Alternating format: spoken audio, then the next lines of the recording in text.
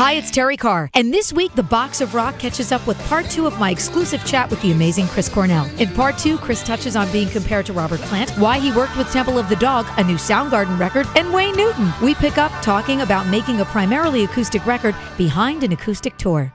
I felt like Higher Truth was a way to make this type of touring a living, breathing thing, you know, with new material, with fresh ideas, and not just a look back. I didn't want it to be well, I've never seen you as that. You know, you've never really been that. When you think about your body of solo work, I mean, it's been a while. It's been 17 years or something. I mean, you've been out there a long time doing what you do. I would imagine it's a great time to be Chris Cornell as an artist, because you've got your body of solo work. Soundgarden is still a great, viable band.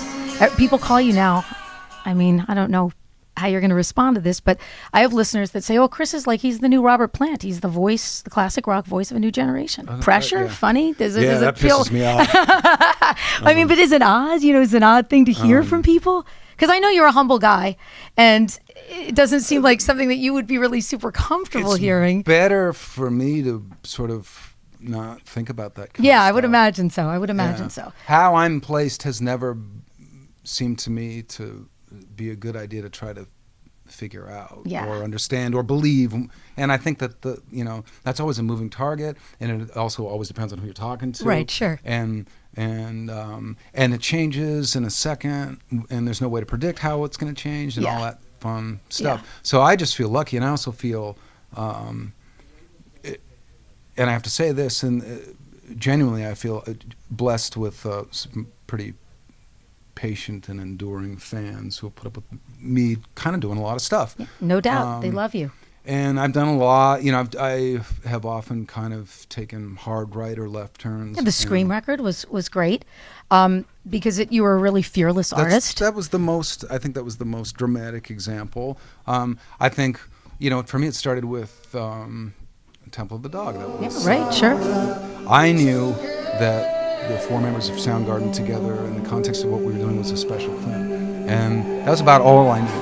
And I didn't know that myself, as an addition to any other combination, was going to mean much. And that album kind of changed that thought process, where I realized that, you know, as long as you throw yourself into something and it's with the right people, you can do it in lots of different contexts, and that's where Audioslave was born, from that spirit of I didn't want to say no to having a creative relationship with those 3 guys, because I thought they were brilliant, and we wrote 3 albums like in a really short period of time, and they felt vital to me, and that's kind of informed what I've done. The other thing has been that I came from kind of a post-punk indie musical background where there were no rules, and basically you could kind of do anything you wanted, and that was the point of it. And I think Soundgarden was very eclectic from the start. We were not ever cornered stylistically, and that did something for me personally, in that I've never felt like I was cornered as a songwriter or as an artist to do kind of whatever I want, and I still feel like that. Yeah, you've always been, I think, a really kind of fearless guy, willing to take a chance, kind of throw it against the wall, and see creatively how you feel about it in the end. And that's what I think the fans really, they love, that authenticity about you.